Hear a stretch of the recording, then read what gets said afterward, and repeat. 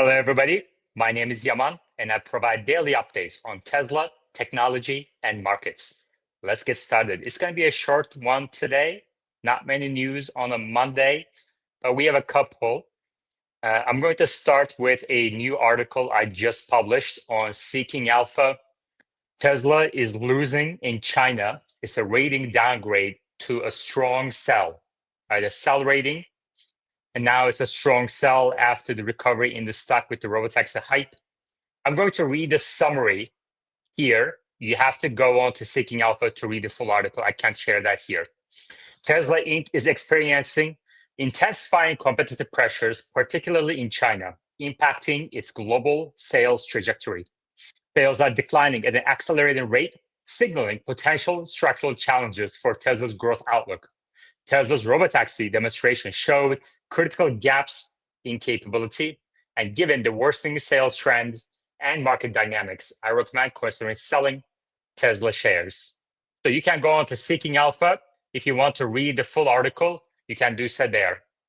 Now let's switch to markets. Dow Jones is up 0.4%, Nasdaq is up 0.3%, S&P up 0.3%, Russell 2000 up 0.3%. Pretty quiet day in the markets. You can see here that Chicago PMI came in lower than expected. This is a June reading. Oil prices are at $65 per barrel, up about 10% from the end of May, and the treasury yields are down a few basis points. Okay. On the S&P 500 map, we see Broadcom up 3%, Amazon down 2%. Financials are up a little bit, and everything else is mixed. Tesla is down 1%. Let's read the daily article.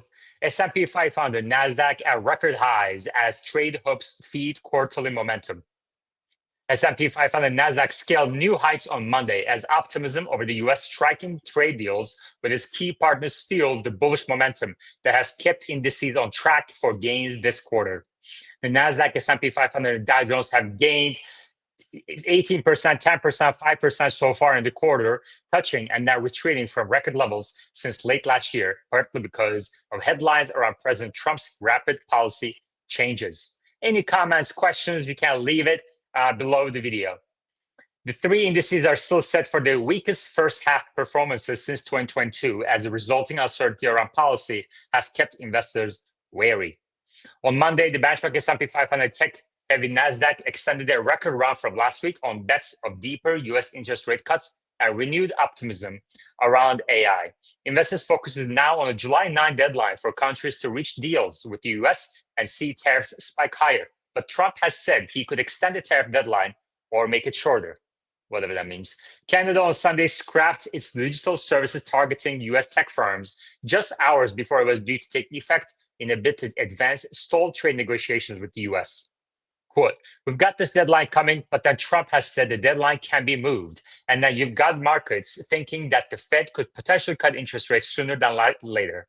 So there are a lot of drivers here, said Dennis Dick, a trader at Triple D Trading Inc. Investors are just confident, we're going to skip that part, U.S. Senate Republicans will try to pass Trump's sweeping tax cut and spending bill, despite divisions within the party about this expected $3.3 trillion hit to the $36.2 trillion national debt. Trump wants the bill passed before the July 4th Independence Day holiday. Key economic data releases this week include monthly non-farm payrolls and the Institute of Supply Management's survey on manufacturing and services sectors for June. Several U.S. central bank officials, including Fed Chair Jerome Powell, are scheduled to speak later this week. A raft of soft economic data and expectations that Trump will replace Powell with somewhat dovish have pushed up bets on rate cuts from the Fed this year. Juniper Networks rose 8% after U.S. Justice Department settled its lawsuit challenging server maker Hewlett Packard Enterprise's all-cash acquisition of the networking gear maker for $14 billion. Shares of Oracle rose 6% after the company said the new cloud services agreement is expected to contribute more than $30 billion to annual revenue starting in fiscal 2028. S&P 500 posted 25 new highs. It's a pretty quiet day today. Let's go into the trade negotiations a bit more detail.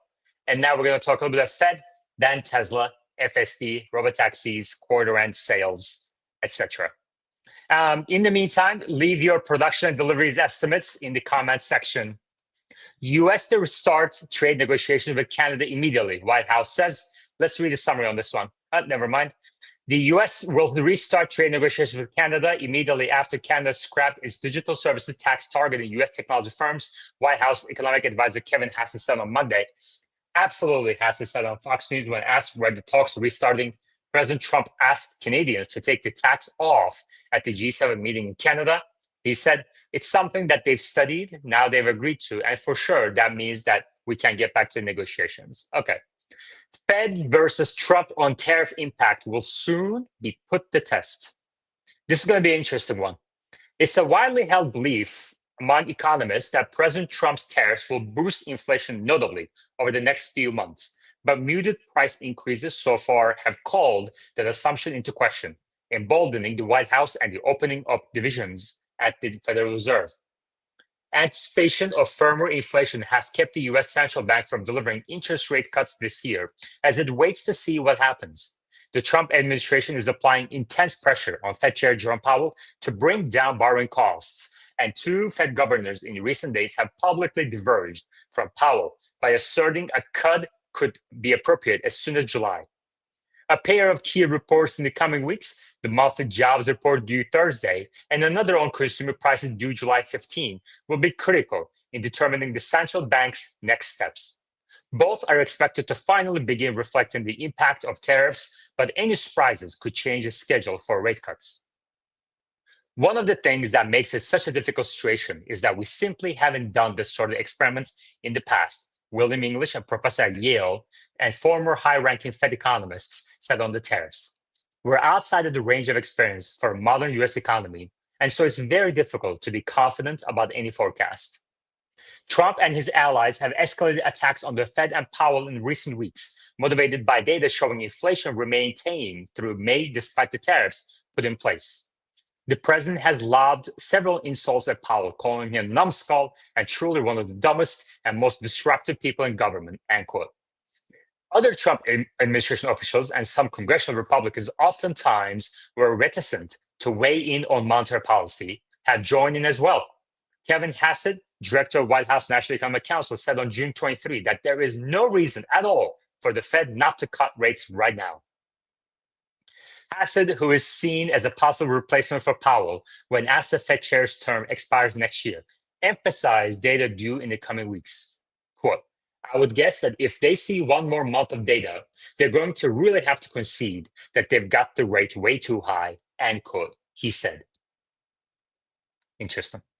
All right, let's switch to Tesla. There's an article that didn't make the rounds because obviously it's a negative article and biased influencers won't post this. But this was reposted again on June 30th by another outlet. This accident happened about a week ago, I think. Tesla hit by train after extreme self-driving mode error. Quote, went down the tracks approximately 40-50 feet. So let's look into the details. A trio of passengers narrowly avoided disaster after a Tesla in self-driving mode made a left turn down a set of railroad tracks in Sinking Spring, Pennsylvania, WFMZ reported. The three were able to safely exit the vehicle before the EV was struck by a train just minutes later.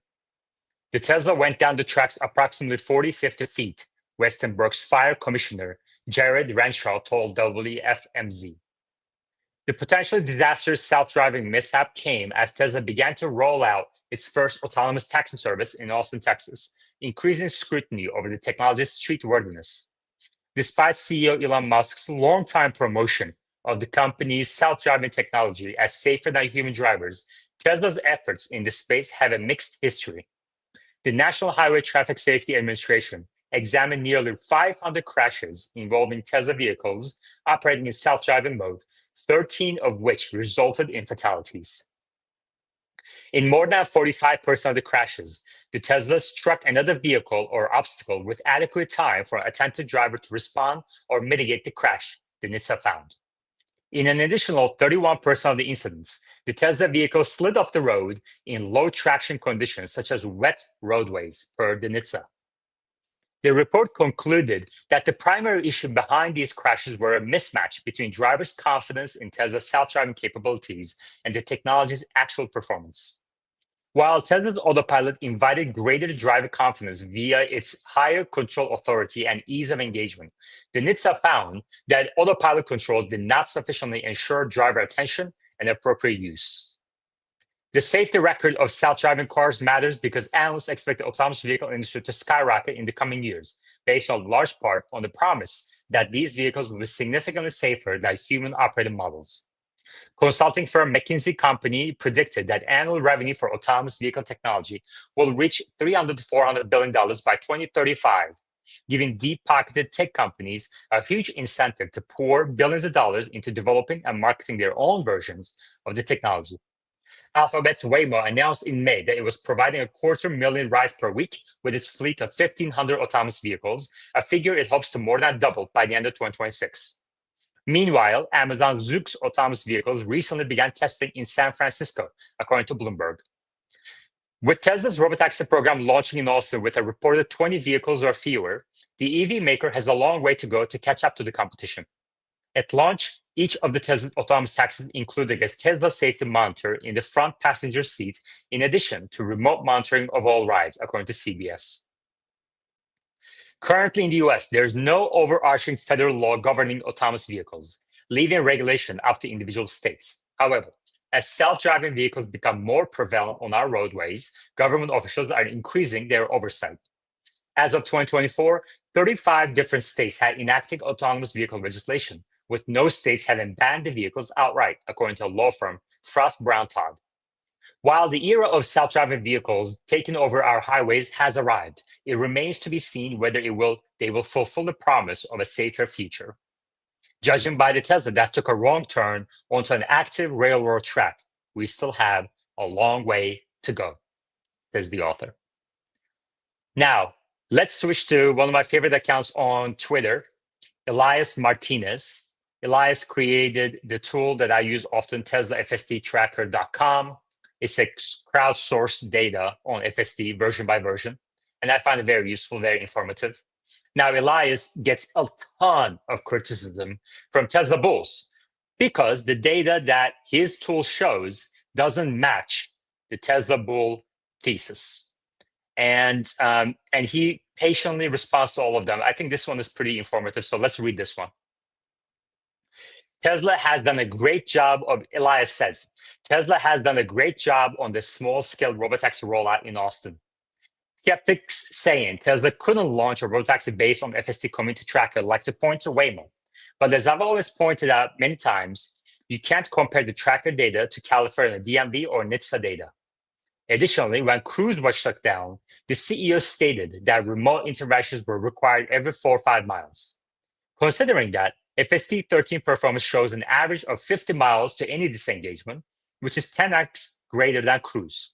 So-called Tesla launch a robotaxi like they did?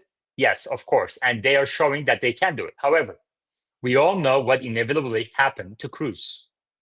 Now criticizing the FSD tracker saying its data on older versions and that it's a trailing indicator of performance is incorrect.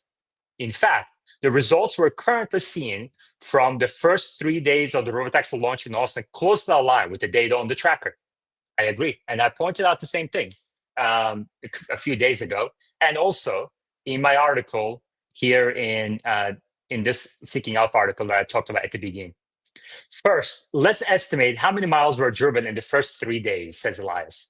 Based on data from the tracker, this includes highway, the average speed is 28 miles per hour. There are 10 Model Ys driving around as robotaxis. We don't know if those Ys all-wheel drive or wheel-drive drive, so we'll just use the halfway point of 342 miles of max range. If a robotaxi drove 90% of the range, that would be 308 miles. At 28 miles per hour, and not counting for stops or waiting for customer requests, that's 11 hours of driving, or 61% of operating hours, 6 a.m. to 12 a.m. The vehicle would obviously have to recharge, so at most, maybe it could be 80% of the operating hours, which is 14 hours. 10 vehicles running 60% of the time, it's 3,000 miles per day, or 9,000 miles from Sunday to Tuesday. 10 vehicles running 80% of the time is 4,000 miles per day or 12,000 miles from Sunday to Tuesday. In those 3 days, I have seen 4 issues that we would have categorized as critical disengagement on the tracker. 1, drove on the wrong side of the road.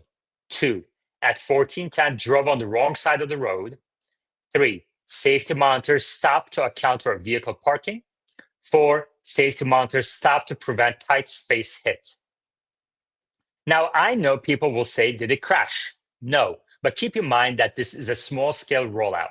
At some point, with these issues still occurring, something bad could happen. Another one, people say, well, Waymo makes some mistakes. Waymo drove 37,000 miles to a collision in 2024 based on California DMV data.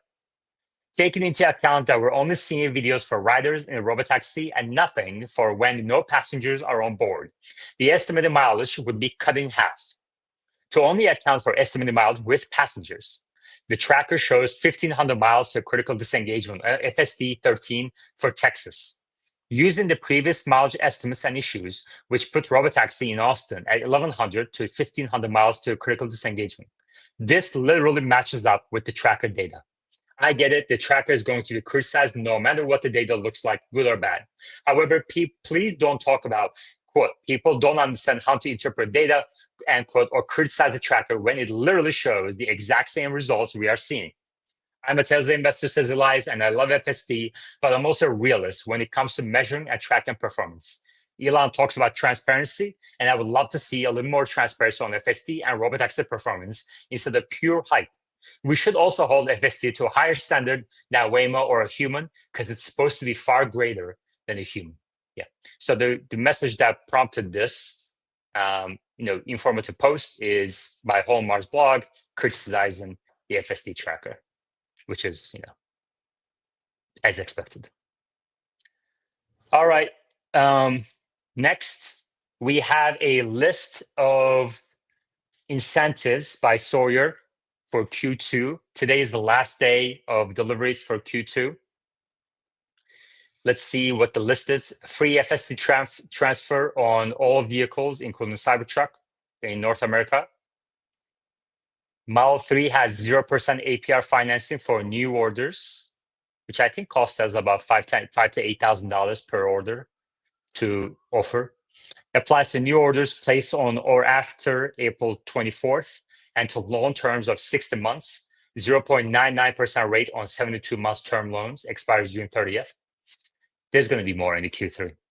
Tesla's offering some early original Model Y owners $2,000 off purchase price for new Model Y as a thank you, which is kind of interesting because this vehicle has been involved in production only for a couple of months, and still Tesla's having to offer incentives to push metal. Model 3 performance, white and blue paint colors, as well as white interior are now included no extra cost on new orders in the US. Model Y has 1.99% APR for new orders on top of this $2,000 off purchase price. Model Y has, and Model 3 lease prices are pretty, with $1,000 down, and Model 3 has $0 down. Interesting. Cybertruck has 0% APR if you buy FSD. So they're basically giving away FSD for free with Cybertruck. Cybertruck has also a lease with $5,000 down and free lifetime supercharging on new Foundation Series, SX all-wheel drive one paid option. Okay. So it's a pretty high level of incentives throughout Q2. And like I said in this article, I think Q4 sales will drop quite substantially. All right. On that note, we're going to keep it short today. Thank you very much, everybody. And I will chat with you all next time. Take care.